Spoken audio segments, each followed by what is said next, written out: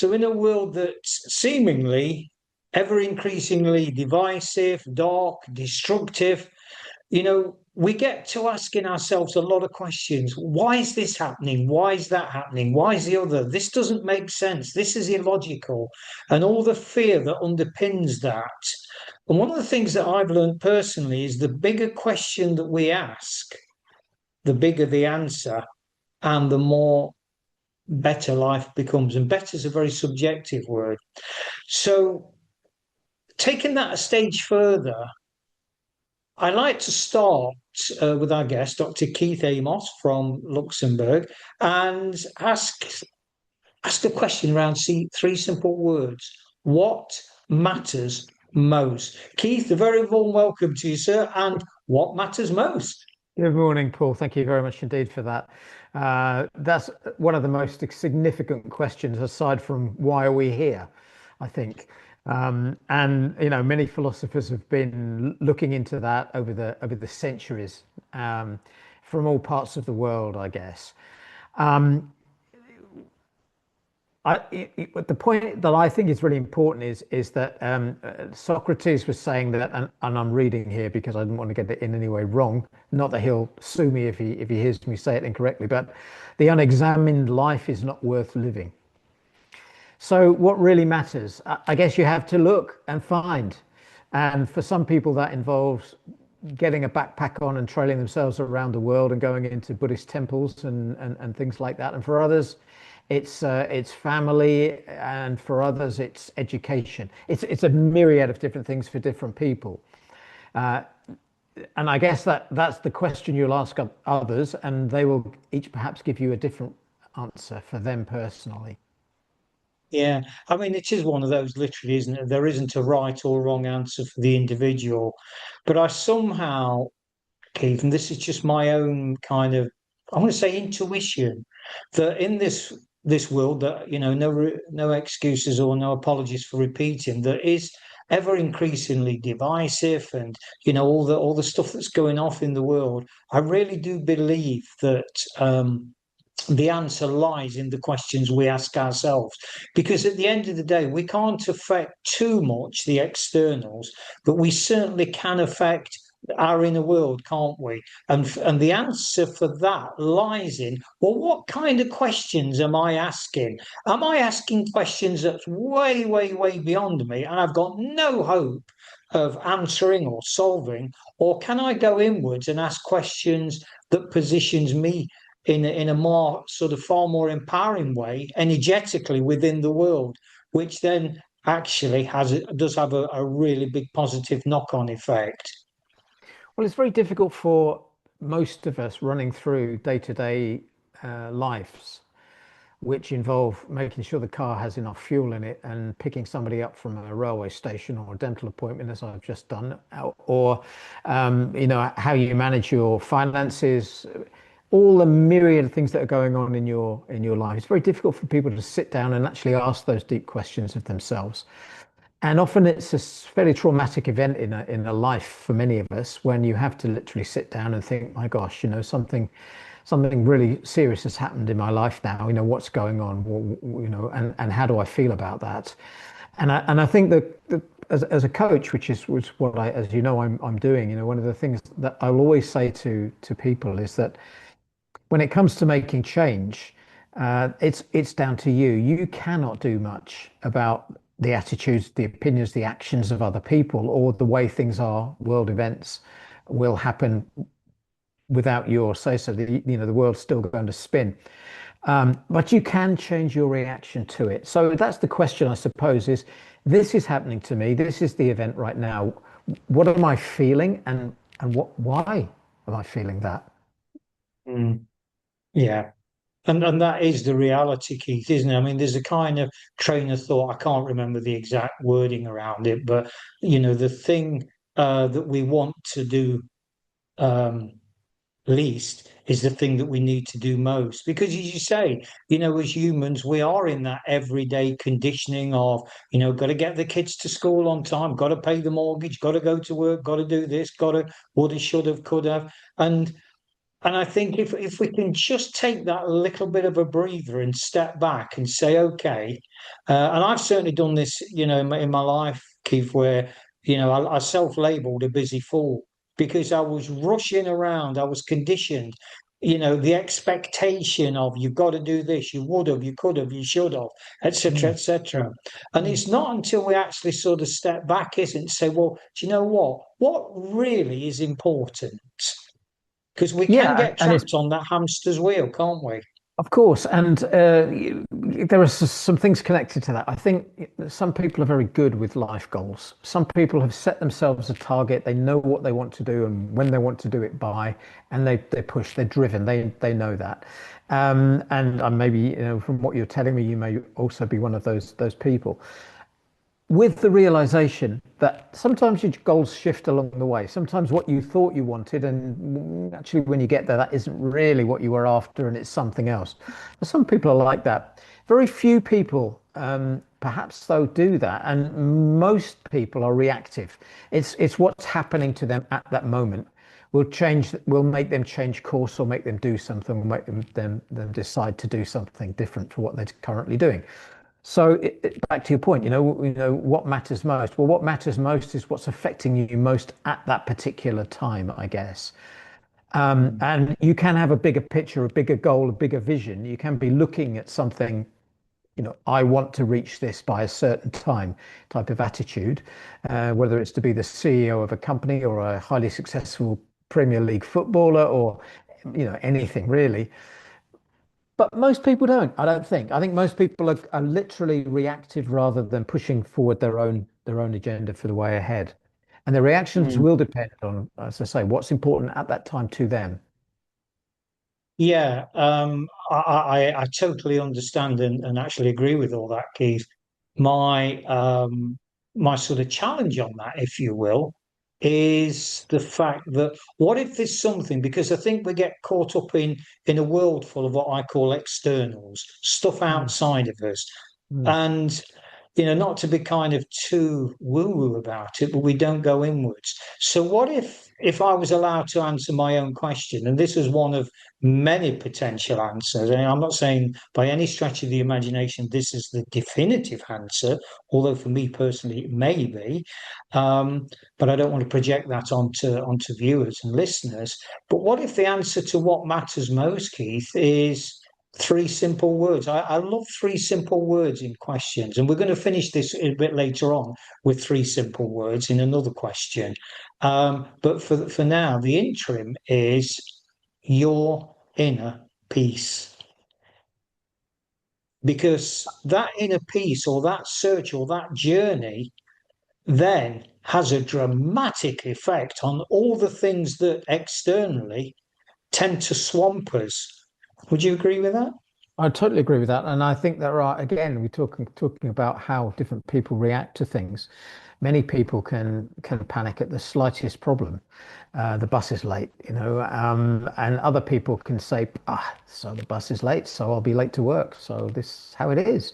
And some people are the swans, they're the top half of the swan where they're very gracefully sailing through life, and others are more like the little legs of the swan paddling like hell, trying to succeed. So personality, personal values, and so on, and the inner calmness that you may have as a result of those things, and your genetics and your culture and other things, can determine how you are and how you react. So I think inner peace is something like the pursuit of happiness, the great American dream. People want that, and people do look for that. But for some, that peace is not the same.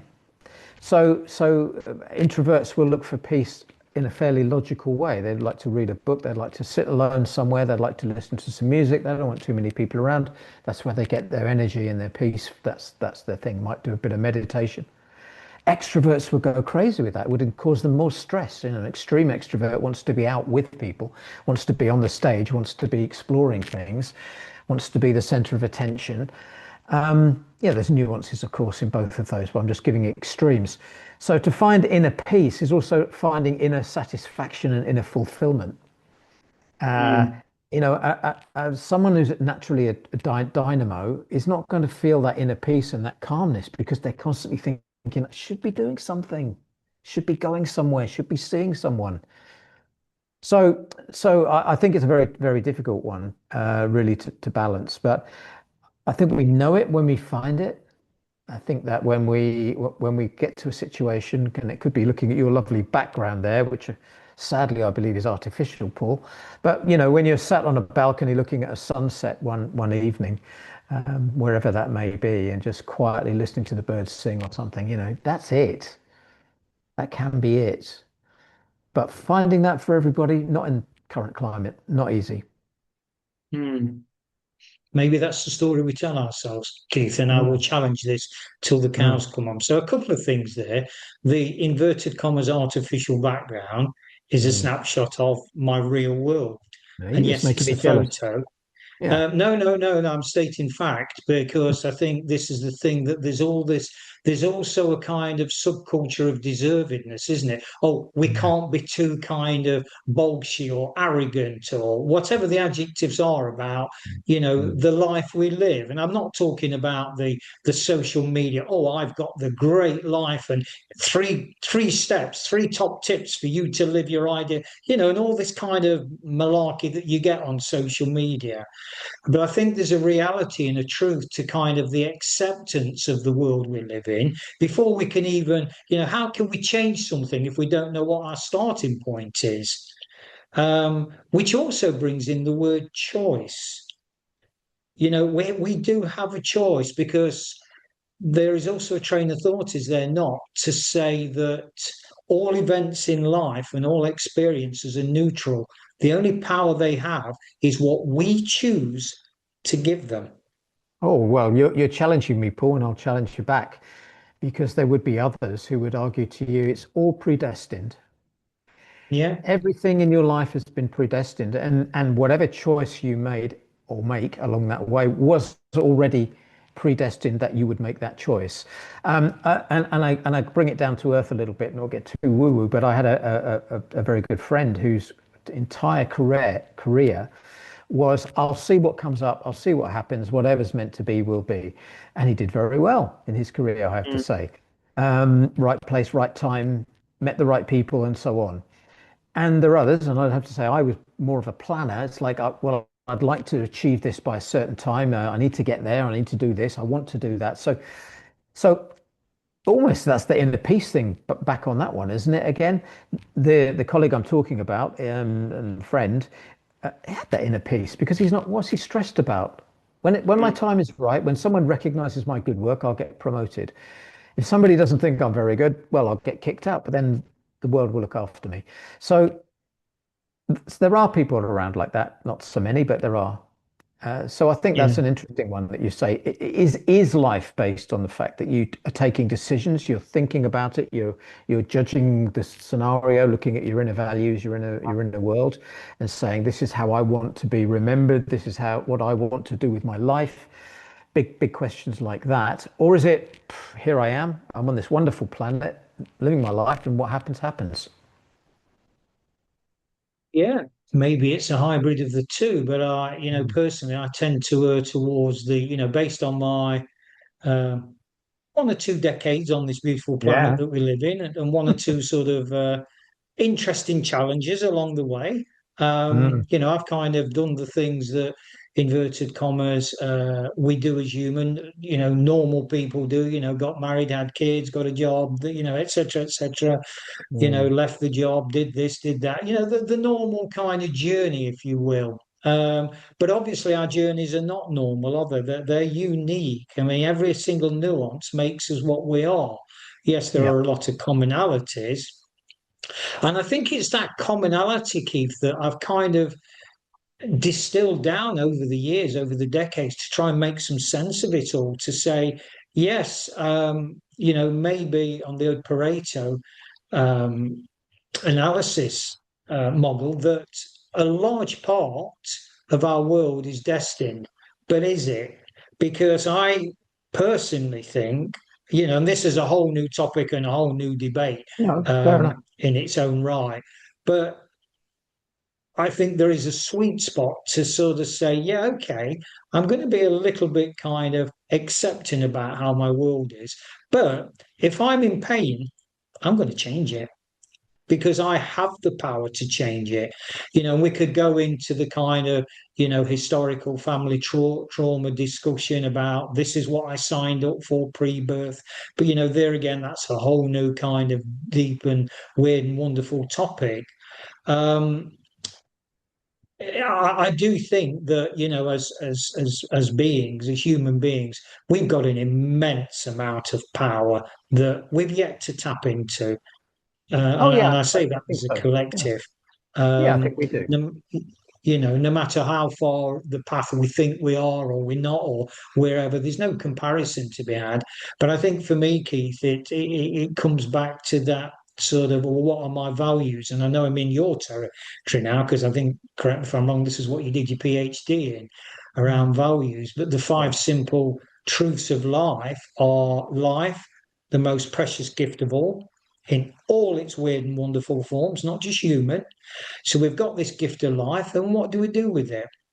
We go on a voyage of discovery, of learning predominantly about what? And that's the third L, love. So we've got the gift of life, learning about love. Well, what do we do then? What we do with this amazing gift of love? We pass on that energy to leave a legacy. Mm. And the fifth and final one throughout that whole process, the fifth and final L is loyalty. In that process, to thine own self be true, to quote Shakespeare. And for me, Keith, it's become as simple as that. And I love these kind of conversations where people come back, well, it's all right for you to talk philosophically because you haven't got five kids, your partner hasn't left you, you haven't lost your job, you haven't lost your house, and all that kind of thing that's real. And going back to the top of the conversation, Keith, in a world that is, and I'll make no apologies for keep using this phrase, but becoming increasingly divisive by people in power that should be helping and not to be too political about things. We'd spend a lot of time on politics if we were, but it's affecting all of us deeply, I think, and also other things that are happening around us. And I'm a believer in science, and what we're seeing with climate change and the rest, AI, well, all massive topics. But let me go back to what you're saying, because that the very famous book from Viktor Frankl, who was in Auschwitz, A Man's Search for Meaning, and what he basically said, and when he observed those people who didn't live very long for various reasons in Auschwitz, and those who managed to survive, him being one of them, was that they had found meaning in their life. Mm. So, man's search for meaning, your why, why am I here? If you've got a why, if I'm here to bring up my kids, if I'm here to create something great on this earth, if I'm here to help other people, if I'm here to build a house and, you know, create a legacy of a series of books for my grandchildren to read, whatever your why may well be, um, that's a drive. Mm. And when you have a why, then things will get in the way of that, but you'll overcome them because you've still got that lighthouse up ahead that's driving you Yeah. forward. So I think that's a very important one. And again, a lot of people, if you come to the fundamentals, and you've given some great guidance there, but if you come to the fundamentals and ask someone, so why are you here? What are you on this Mm. planet for? What are you here for? Ooh, it's going to stop them in their tracks. If you really focus on them and say on somebody and say, look, I want you to answer. I want you to sit and think, have your sips of coffee, close your eyes. I don't care, but why are you here? And Mm. then that person in my coaching, that person will go very deep, of course, and a lot of things will come up. I would suggest when you look out the window and you see the cars driving and the buses full of people, though, that people are not giving deep thought like that. No, until they're in pain. And then it's amazing Very when we're often. in pain how we can. I wrote in one of my first poems, Keith, it was inspired by a Polish war hero. And he said Mm. to me, he said, Paolo, he said, it's very, very interesting. And he said, I've been in the Second World War. And he said, I've been with these guys in the trenches and the atheists, he said, but to a man, it's amazing when there was, basically taking the last breaths because of, whatever injury they'd got, how to a person they said, "Oh my God, help me, save me." They looked outside. And I think, not to go sort of to, or any religious about it, be any religion about it, but that sort of, we look for those answers when we're in pain, because there's this kind of trait of complacency, isn't there, that we as humans embrace. Oh, you know what? Particularly, dare I say, the British. The stiff upper lip, just get on with. Oh, it'll be okay. I've got toothache. I'll go to the dentist. Oh, stop fussing. It'll be all right. Well, actually, I wasn't fussing. You were. You're the one that's got toothache. But we've got this conditioning, haven't we? And I can speak about the British culture because I'm a Brit. But I've spoken, like yourself, Keith, to many, different people around the world, and that sort of, oh, just get on with it. Just get on with it. The only thing that we really are good at whinging about, I think, the Brits, is the weather, and I think we're world class at that. We are. We are. At the moment, we're not whinging about the football, but let's see how that goes. Oh, Um, I was going to try and keep the F word out of it, Keith, but you've spoiled it. Anyway, we'll move on. No, I mean, we like to moan. There's something in our psyche about it, actually. There's something about negativity. We're happier in many ways moaning. Get a group of people together, anywhere, at any time, even a pint in the pub, or could be at a bus stop, and it could be about the weather. But it's not obvious that they're doing it. Perhaps a lot of us are moaning about stuff, complaining, Yeah, if only, why haven't they? And what about the government? And they, it's a classic use of that, actually. That word is they. When people are in a situation at work which they don't like, they talk about they without really thinking who the they are. I mean, yeah, so we like to spread it out nice and wide and blame everybody for the things that are going wrong. Sometimes we can find a focus, sometimes we can find an individual. Again, we're not going into politics, but sometimes you can find a cause. But often there is a way in which those people who are the cause of many a problem can also deflect it. And it's not me, it's these people. You think you're struggling because you don't have a job, and well, look at all these people coming, these immigrants and whatever, they're taking your jobs. mhm, They'll find it has been historically the case that you find somebody who's the outsider to blame for all, the regular people's problems, shall we say. Prices are going up. Well, it's not me, it's because of something else. And politicians are very adept at doing that. The Teflon coated and slope it off and push it into someone else's way.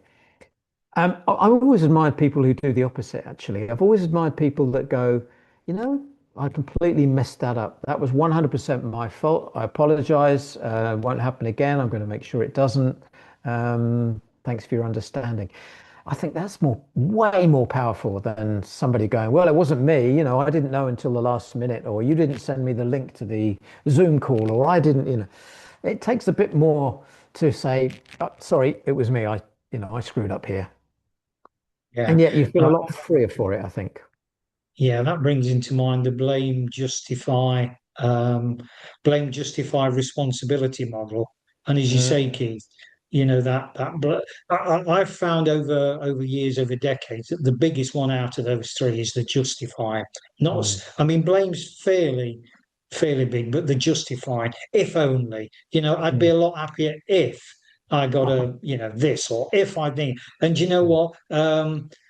The Zoom link, or whatever it doesn't matter. Well, it wasn't really me. It's like, yeah, well, you know what? If that girl or that guy had clicked on the link, and or if they'd have got home 10 minutes earlier, or if or what.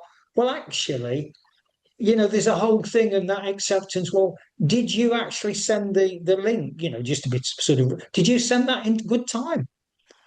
you know, did you send it in good time? That responsibility. And I yeah. think that's why, for me, Keith, this question, going back to the top of the conversation again, of what matters most, it opens up threads like this, doesn't it? And brings in different models and shares different experiences and insights. And it's not saying that, there's a one size fits all, because even if there was, I think our sort of propensity for being a human being is, invariably would reject it. No, no, that can't be right. Nothing can be that simple. I mean, there's a whole host of things that come in, isn't it? I've used the word conditioning on more than one, and all this stuff that we learn as we go through life, and then hopefully go through a sort of reversing process of unlearning it. Well, we are conditioned. We Yeah, are. We from cradle to grave, and we're learning all the time, and we yeah, are adapting all the time and experiencing different things all the time. And the weirdest thing is that for much of the time, when you look at others, you think they're doing a lot better than I am. They've worked it out. They understand where they're going. And as I've got older, and again, a sort of similar-ish era to you, late 40s. As I've got older, I've realized that some of these things are not what you expected. And some of the things like, well, when you're older and you're more mature, you're more confident, you don't worry about so many things. That's not strictly true. Um, because a lot of new things come along and they actually are quite worrying. How do I deal with that? I'm not at that stage yet, but I saw my aged mother absolutely unable to use a laptop or a computer in any way, and why should she at 80 something? And then discovered that even though she could use a bank card and draw money out, they were closing banks in the UK, and now she had a checkbook, she knew how to use that, but nobody was taking checks. These sorts of things. So when you get older, you're not going to become all lovely, relaxed, and chilled necessarily. You can get really as worried as you've ever been at any time in your life. And I suppose that sounds quite a negative thing. On the other hand, there's also that wisdom that does come. We're talking about age now. Why not? There's that wisdom that comes in life, but it will get sorted. Someone will help me, or I'll yeah, be. It will get sorted. We'll work it out. We'll find a way, and that's a lovely thing too. yeah, yeah. That reminds me, Keith, and I know I've shared this before, but the wisdom that's passed on from elders, and in this particular specific example, from my grandmother. Mm, She was a woman of very few words, Irish heritage, a woman of very strong words. When she spoke, mm, she spoke with force, and she had two sayings. One I'll keep back because the language was very colourful, but it was something akin to don't let people grind you down. That's the yeah, nice version. yeah, yeah. But the other one, Keith, to bring it back to the context of what we're talking about, is it won't always be dark at 6. Mm, So, however mm, dark it seems now and desperate, you can use the example of a cloud in the sky. that's The beautiful saying. clouds are there and it looks all dark and it's gonna rain and etc. Well, that's a temporary thing because Well, that cloud will pass. as the Scandinavians say, there's no such thing as bad weather, just the wrong clothes. And that internal perspective of what's going on. Again, I mean, I don't know what your view is on that. There's philosophy which says happiness is totally down to us. We can make ourselves happy or not. We can enjoy life if we wish. It's up to us. And yet, as you see, when we've bounced around in this conversation, there are a lot of external factors which also can impinge on that. But do you think that the ultimate joy, so to speak, can only come from the individual? Yes, I do. Yeah, and how he or she perceives, the kind of yet again what I refer to as the externals. Yeah, It is that yeah. Tom Peters saying of perception is all there is. Hmm. And it's true, Keith, isn't it? I mean, this is what I studied in my masters, this getting to the real core, the real essence, the real distillation of what is it? What is it that really matters most? And, Yeah. as we've alluded to, that's going to be so different. And I think that's what makes a potential sort of conversation with others like this so powerful because it does, irrespective of the external challenges, it does hopefully make us stop and think that there's more than what I see. I did a conversation with a guest recently, and he said, "You know what? Every time we do a podcast or even a conversation, my life's changed Oh, wow. because, And he said, "Isn't that true for all of us? Whether we're Yeah. talking to a stranger at the bus stop, an old lady in the bank, or whatever, it doesn't matter what the dynamic is. But he or she, if we embark upon not necessarily verbal communication. We can, we can pick up energy from people, and this is why, Keith, I use the analogy of the authenticator app that changes every 60 seconds. Our whole infrastructure of our body, you look at the science, it's changing all the time. And I think that's why it's so critical that we keep conversations like this alive, not to win an argument and say, well, this is the way it is, guys. No, no, no, that's not the point. The point is to kind of instigate debates, thoughts, and keep those inner selves alive and keep them fresh and keep them upbeat. Because that, for me, is what will serve us, which then in turn serves humanity. And I know that might sound a little bit oversimplistic, but after over 6 days, 6 decades, Keith, on this beautiful planet, that's kind of where I've arrived. And I'm constantly learning and tweaking and having more insights like this and thought-provoking discussions. So that's kind of where I land. I like it, and also I think that in the coaching, the world of coaching, we hear very very often a truth, which is that we have limiting beliefs. Even though we would like to do something, we think that, well, we're not really up to it. We're not fast enough, tall enough, rich enough, clever enough, skilled enough, whatever, to do whatever it is we want to do.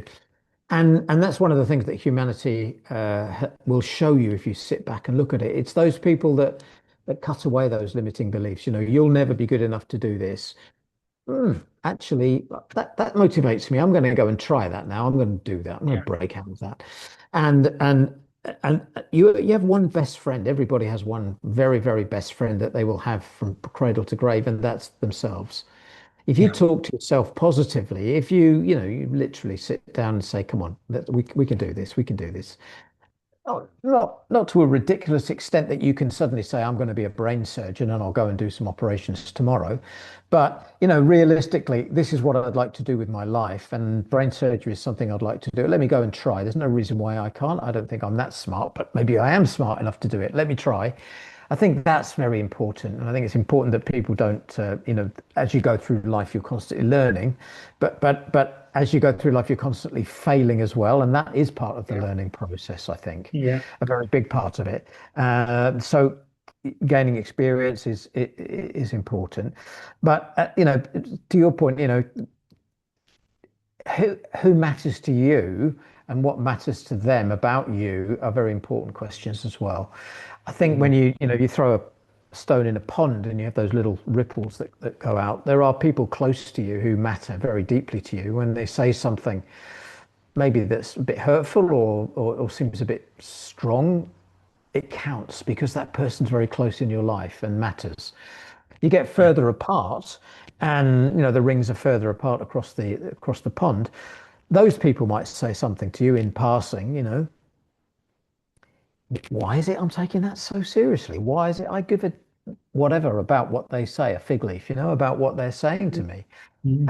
And that's another thing I think which comes with a little bit with wisdom with age is that you get to know the importance and the people in your life and that matter, and then you must take account of really and reflect upon yourself and those that, well, it's just an opinion. It's not a judgment. You just have an opinion, and everyone's entitled to opinion. Good for you.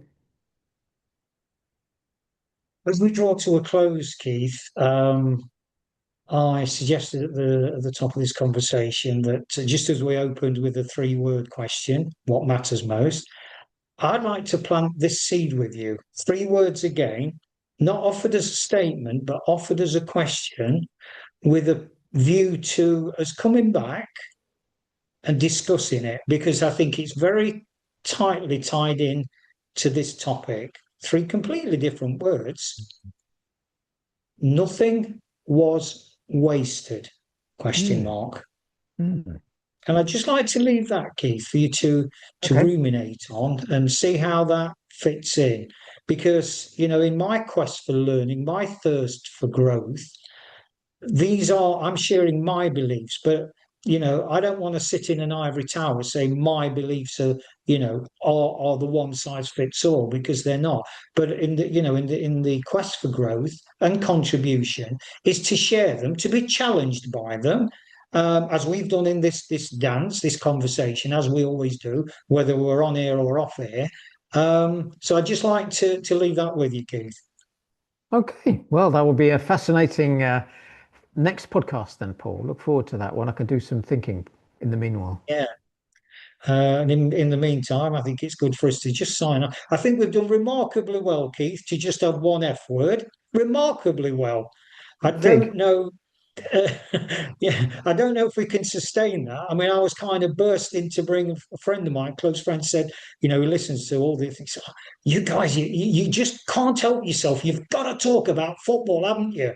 And I said, Oh, right, for football. you, the football. the, Oh.